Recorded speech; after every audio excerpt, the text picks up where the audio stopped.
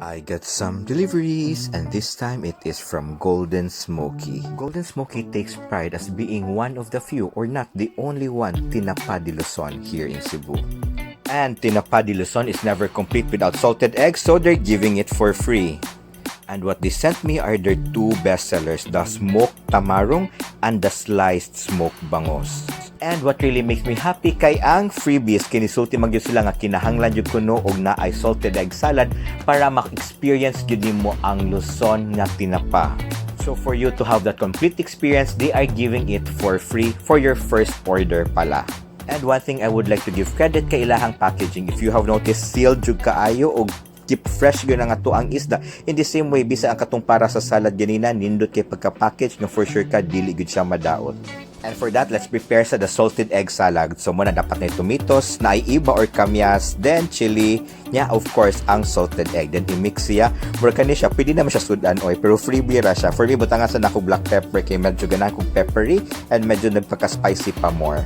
And of course, ato ding i-plate kay of course para mas nindot siya tan-awon sa ato ang photo. And their prices are pretty affordable too. You can have these 4 pieces of tamarong for 190 pesos only. And to order, you may just message the official social media accounts of Golden Smokey. And if you have noticed, they hold true to their name.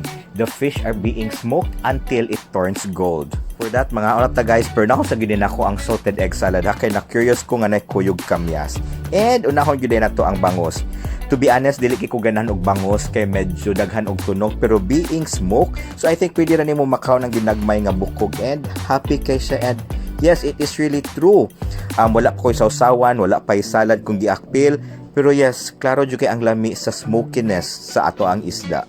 And now, let's go to the tamarong. Actually, mas kani akong favorite kay medyo bustok siya, mas meaty siya, and mas ma-feel yun nimo ang smokiness sa ato ang isda.